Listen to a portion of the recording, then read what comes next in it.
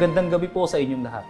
Sa inyo po na aming mga kaibigan, kung patuloy man na nararamdaman natin sa ating pong mga kalooban na patuloy at laging may kulang, lagi po ninyong tandaan, nakahanda ang Diyos na tayo ay tulungan.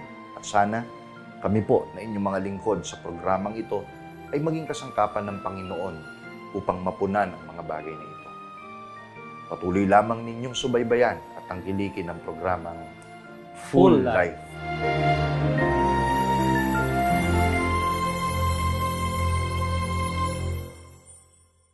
Magandang gabi at happy viewing po sa inyo na aming pong mga taga-subaybay, mga kaibigan, sa patuloy na paghahangad na ibahagi ang Ebanghelyo ng Panginoon. Ay sampalatayanan po natin na Siya ang nagbibigay sa atin ng mga mahalagang issue na kailangan natin upang maabot ang pamumuhay na puspos. At isa po sa topic na kailangan po nating lahat na sa atin po ay magpapaalaala ng mahalagang pamumuhay na tayo ay magaanan ang kalooban ay ang paksang forgive and forget. Napaka-importante po nito, mga kaibigan, dahil sino nga ba naman, Brother Amadeo, ang nanais na mabuhay na mabigat yung kalooban. Opo. Kaya, mga kaibigan, kailan yung huli na pangyayaring nakaramdam tayo ng mabigat dahil sa nagawa sa ating hindi mabuti? Nasaktan ka din ba? O nagalit? O mas pinili mo na lang na unawain na lang, tumahimik, at magpatuloy sa iyong pamumuhay? O pinili mo na lang na magpatawad? Sa topic na ito, inaakay namin kayo sa lalong mabuti at tamang desisyon upang maging magaan ang ating pakiramdam mula sa mga kabigatan na dulot ng mga masasamang gawa ng tao laban sa atin. At bakit nga ba nangyayari na magawa ng ating kapwa-tao ang makasakit ng kalooban? Ito po ang isang katotohanang mababasa po natin sa talata po na ipaglilingkod ko po sa inyo. Pakinggan po natin, mga kaibigan. Kasamaay lalaganap, kaya't lalamig ang pag-ibig ng marami. Brother Amadeo, ano po ang naisabihin sa atin? Ito pong verse na ito sa dahilan kung bakit nga ba marami ang tao na nagdudulot ng sakit ng kalooban sa kanyang kapwa. Totoo po mga minamahal na mga kaibigan na noon pa man ay nangyayari na mga bagay na ito at nakalulungkot pong tanggapin. Ngunit ito po ang talagang katotohanang nangyayari na kahit po sa panahon po natin, kinakaharap ang kasalukuyang panahon, marami po ang mga lumalamig na ang pag-ibig. Laganap na nga talaga ang kasamaan ng tao sa kanyang kapwa. At hindi lamang po yan. Pati halimbawa paninirang puri sa kanyang kapwa, paghahatulan sa isa't isa, pag-aaway kahit ng mga magkakamag-anak, mga mahal sa buhay, pagsasakitan ng kalooban, pagpatay, pagnanakaw, pangangalunya at pakikiapid. Kawalan ng respeto sa kapatid, sa magulang, sa mga nakatatanda at iba pang mga katulad na mga bagay na ito. Bunga ng mga katotohanan ito, marami nga ang nanlalamig na sa pag-ibig. Amin po mga taga-subaybay at mga kaibigan, at nakagagawa pa nga ng mga bagay na labag pa sa kalooban ng ating Panginoong Diyos. At ikinasasama ng kalooban ng kanilang kapwa-tao, lalo na ng kanilang mga mahal sa buhay. Mga kaibigan, malinaw po nating narinig at hindi lang narinig at nabasa, nasasaksihan po natin ang paglaganap po ng kasamaan.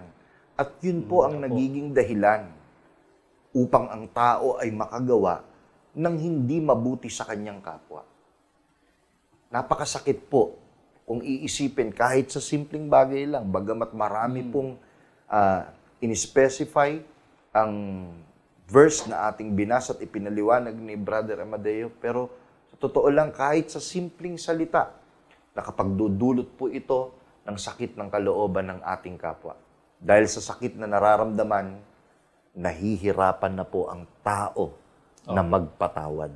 Kumbaga po, hindi isa lang yung nakagawa sa kanya ng hindi mabuti, at sa iba't ibang sitwasyon o iba't ibang pangyayari.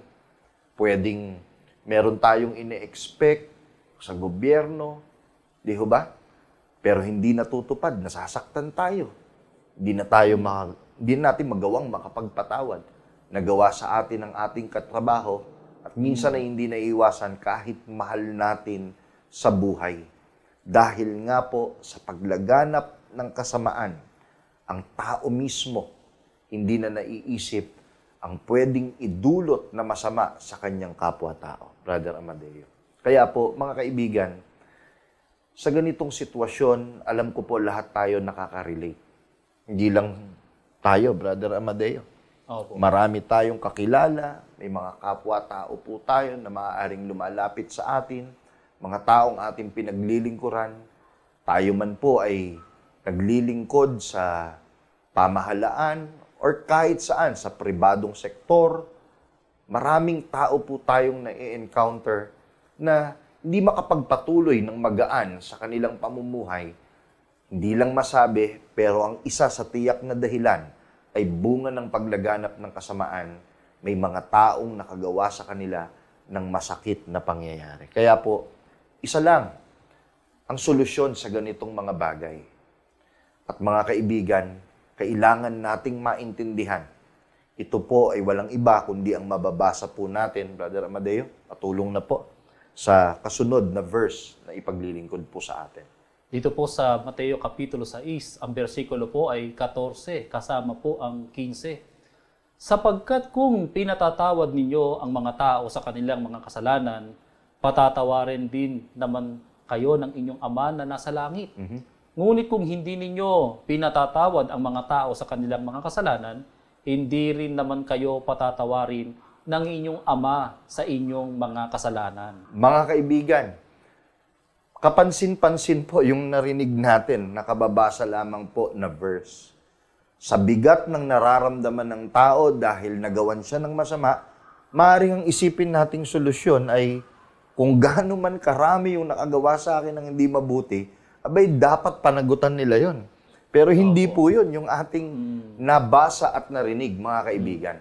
Kumbaga po, ang solusyon, mga kaibigan, forgive and forget. At ano po ang nabasa natin? Forgive and forget. Mga kaibigan, yun po ang simple kung pakikinggan, pero alam natin pare-pareho, hindi madali. Pero para maging madali, kailangan nating maintindihan na ito po ay sa Diyos mismong kaparaanan na sa atin po ay ipinapayo.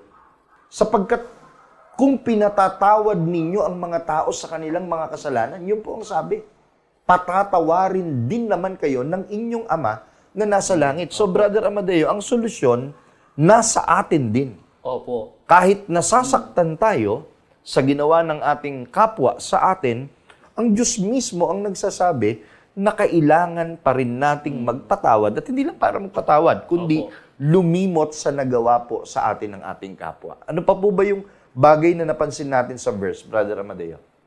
Sa 15 po, ngunit kung hindi ninyo pinatatawad ang mga tao sa kanilang mga kasalanan, hindi rin naman kayo patatawarin ng inyong Ama sa inyong mga kasalanan. So, talagang yung option po, o yung utos po ng Diyos, hindi optional eh. Opo, dapat gawin. Ikaw mismo na nagawa ng masama, ang kailangang lumutas para magaanan ng kalooban at ang paraan o tanging paraan ay magpatawad po tayo at hindi hintayin na ang nakagawa sa atin ng masama na nagdulot ng sakit ng ating kalooban ang sumulusyon sa ating pong nararamdaman. At sabi po sa narinig po natin, kung hindi po natin yun gagawin, hindi rin tayo patatawarin ng ating Ama na nasa langit. Kaibigan, naalala ko po isang kwento na narinig po natin sa ating pong bishop tungkol po sa isang anak na sa sobrang bigat ng kalooban ayaw nang umattend ng church. Di ko po eksaktong maalala, no? Pero ito po yung daloy ng kwento. Dahil nga po, sa nagawan siya ng hindi maganda, napakabigat ng kanyang kalooban, kaya ang ginawa ng kanyang mother, sinamahan siya doon sa pastor, Brother Amadeo, para gumaan yung kanyang kalooban dahil sa sakit na kanyang nararamdaman. So yun po, nakarating sila. Pinayuhan po yung anak. Alam mo, kung ang Diyos nga nagpapatawad, tayo pa kaya na tao lang. So, karaniwan nating naririnig yung payo na yun, Brother Amadeo. Pero ang nangyari po, wala nang kasunod na sinabi po yung pastor. Wala nang kasunod na sinabi. Hindi na rin po nakapag-react yung bata. Hanggang sa, o yung anak ng pong nanay na lumapit sa pastor, no, mga kaibigan. Kaya umuwi na lang. Na-observe po nung nanay, yung anak niya, Brother Amadeo, hindi pa rin gumaan yung pakiramdam. Lumipas ang mga panahon, nandun pa rin yung galit sa puso dahil sa hindi niya magawang makapagpatawad. So, ang ginawa nung nanay, bumalik po doon sa pastor na nagpayo. At sinabi niya, pastor, kahit pinayuhan nyo na, ganun pa rin po nangyari. Hindi pa rin po makapagpatawad eh. Sabi ng pastor, Brother Amadeo, mga kaibigan. Ganun ba? Iho, ito lang maipapayo ko sa'yo. Sana, huwag kang magkasala. Yun lang ang masasabi ko sa'yo. Sana huwag kang magkasala. Sabi nung nanay, Brother Amadeo. Opo. Pastor, ang bigat ng kalooban ng anak ko, baka naman pwedeng dagdagan ng ipapayo mo. Ano ba ibig mo sabihin? Sabi po ng pastor, sana huwag kang magkasala dahil pag nagkasala ka, hindi ka rin patatawarin. So, yun po, Brother Amadeo. Dahil sa hindi pagpapatawad, dun sa nagkasala sa kanya, darating yung time at hindi maiwasan kung ikaw ang magkasala, hindi mo rin mararanasan na ikaw ay patawarin. Gaya po ng mga naintindihan natin. Di ba, Brother Amadeo? Opo, talagang magiging mabigat yung dalhin na ikaw ay hindi mapatawad sa iyong kasalanang nagawa. Kaya po, ang pagpapatawad po ay isang mahalagang aral. At sa katotohanan, yan po ay turo, gawa ng ating Panginoong Diyos sa atin para maginhawahan po tayo. Kumbaga po, tayo mismo na nagkasala, ang Diyos ang unang gumawa na tayo ay patawarin. Kaya, ang basihan kung bakit po tayo magpapatawad upang solusyonan yung bigat ng ating nararamdaman ay hindi yung dami, liit o laki, onti ng mga taong nakapagdulot ng bigat sa atin pong kalooban. Hindi po natin dun ibabase ang ating pong solusyon para tayo po ay makapagpatawad, kundi kung paano tayo pinatawad ng Diyos. Maalala natin na tayo nagkamali. Ako po naniniwala, Brother Amadeo, na walang taong hindi aamin na siya mismo, tayo mismo ay nakakagawa ng pagkakasala. At maliwanag po ang direksyon na ibinibigay sa atin na magiging solusyon ng pagtuturong ito. Ang pagpapatawad po ay dapat na gawin natin. Kung inaamin natin na tayo man ay may kasalanan dapat ihingi ng tawad sa Diyos, magpatawad tayo upang tayo din ay patawarin. Opo, napakagandang mga pagtuturo at mga aral sa atin po ay ipinaglilingkod sa programang ito. Brother Amadeo, bukod sa pagpapatawad na nakabase sa kung ano yung nagawa nating mali, kaya tayo dapat humingi ng tawad dahil tayo man nakagawa ng kasalanan at nakapagdulot din ng sakit sa kalooban ng Diyos, pero pinatawad niya tayo. Opo. Di ba? So bukod po sa pagpapatawad, paano naman po yung paglimot sa nagawa sa ating mali ng ating kapwa? Maliwanag po, ang gaya po ng nakasulat po sa banal na kasulatan. Babasahin po natin sa aklat ng Propeta Isaias, Kapitulo 43, versikulo 18 hanggang 19. Sa saling English po natin basahin. Forget the former things, do not dwell on the past. See, I am doing a new thing. Napakalinaw po nun. Opo. Sa bagay na ikinote ni Brother Amadeo, sa nakasulat sa aklat ni Propeta Isaias, bigyan natin ng pagkakataon ng Diyos, mga kaibigan, na gumawa ng bagong bagay sa ating buhay. Opo. Bagong karanasan. Di ho ba? Bagong mga pangyayari na magpapasaya ng ating pumbuhay, magpapagaan ng ating buhay. Iwan natin sa ating likuran ang mga nakaraan. At ako po, sumasampalataya, mga kaibigan. Kung matutunan natin ang napakahalagang pagpapaalalang ito, na magpatawad tayo, na nakabase sa kung ano yung nagawa natin sa Diyos, pero pinatawad niya tayo. Hindi yung kung ano ang nagawa sa atin ng kapwa. Sigurado po ako, magbabago ang ating kalagayan, Brother Amadeo, at ihahatid tayo nito sa isang napakagandang destinasyon. At ano po yun, Brother Amadeo? Basahin po natin. Opo. At atin pong tutunghayan ang sulat ni Apostol Pablo. Ang isa pang dahilan ng pagsulat ko sa inyo noon ay upang maalaman kung sinusunod ninyong mabuti ang lahat ng ipinangaral ko sa inyo. Sa 10 po naman, sino mang pinatawad ninyo ay pinatawad ko na rin. Ang pinatawad ko, kung mayroon man, ay pinatawad ko alang-alang sa inyo sa harapan ni Kristo, upang hindi tayo mapaglalangan ni Satanas, hindi lingid sa atin ang ibig niyang mangyari. Meron pong mga mahalagang punto sa talatang ito, mga kaibigan, na nagpapakita sa atin ng isang magandang direksyon o instruction. Ang kailangan lamang po'y kilalanin natin na ito'y galing sa Panginoon. Opo. Sa makatuwid bagay ang magpatawad. Limutin po natin ang nagawa sa ating mga kasalanan at tayo po ay magagaanan. Patawarin po natin. Alang-alang kay Kristo. Alang-alang kay Kristo. Napakaganda pong bagay yun na dapat natin matanggap. Bakit alang-alang kay Kristo, Brother Amadeo? Kasi po, mga kaibigan, tandaan po natin, kung ako po personally magsabi sa'yo, patawarin mo yung nakagawa sa'yo ng mali, hindi madaling tanggapin eh. Opo. Pero kung ang Panginoon ang magsasabi nito sa atin at yun po ang aming ibinabahagi sa inyo, karapat dapat po nating tanggaping mabuting instruction kasi po, siya lang ang walang ginawang mali sa atin. Opo. Walang sinaktan na kalooban ang Diyos sa sino mang tao na kanyang nilalang. Kaya kung nasasaktan man tayo at inuutusan tayo, gaya ng instruction na nabasa natin mula kay Apostol Pablo, sundin at kilalanin natin na ito ay mula sa Panginoon. Sa ganon, magiging malaya tayo. Opo. At hindi tayo maaaring bihagi ng dyablo kung marunong tayo magpatawad sa kapwa. Yun ang higit sa lahat na mararating nating destinasyon. Di ba? Hindi tayo, mga kaibigan, kontrolado ng pandaraya ng kaaway. Yun ang gusto ng kaaway. Ang gusto ng kaaway, masaktan kita, Brother Amadeo. Masaktan mo ako. At habang nasasaktan natin ng isa't isa, hindi tayo makararating sa magandang destinasyon sa ating buhay.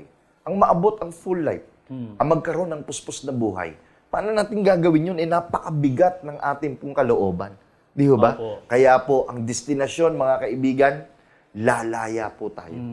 Magiging magaan ang ating pakiramdam, mga kaibigan. Hindi naman natin sinasabi, Brother Amadeo, na hindi na natin may experience na masaktan pa rin tayo ng ating kapwa. Opo. Ang mahalaga, alam na natin ang solusyon at kung sundin ang solusyon, alam natin, mararating natin ang magandang destinasyon. Mga kaibigan, tayo na po. Sundin natin ang magpatawad at lumimot, forgive and forget sa mga nagawa na hindi mabuti sa atin ng kapwa. Huwag tayong pumayag na tayo na nga ang nagawa ng hindi maganda. Tayo na nga po ang nasaktan, tayo pa mabibigatan. Di ba, Brother Amadeo? Hanggat hindi tayo nagpapatawad sa nagawa sa ating hindi maganda, tayo po ang mabibigatan. Opo. So bakit hindi pa natin gawin ang pagpapatawad alang-alang sa ikagagaan ng sarili po nating kalooban? Palayain natin ang ating sarili sa mga kabigatang ito at magkaroon tayo ng kapayapaan ng puso at kapanatagan ng kalooban. At kilalanin natin, ito po ay gawa ng Diyos sa buhay natin. Dahil kung ang Diyos ang laging nasa ating buhay, tandaan niyo po, maaabot natin ang full life. Magandang gabi po.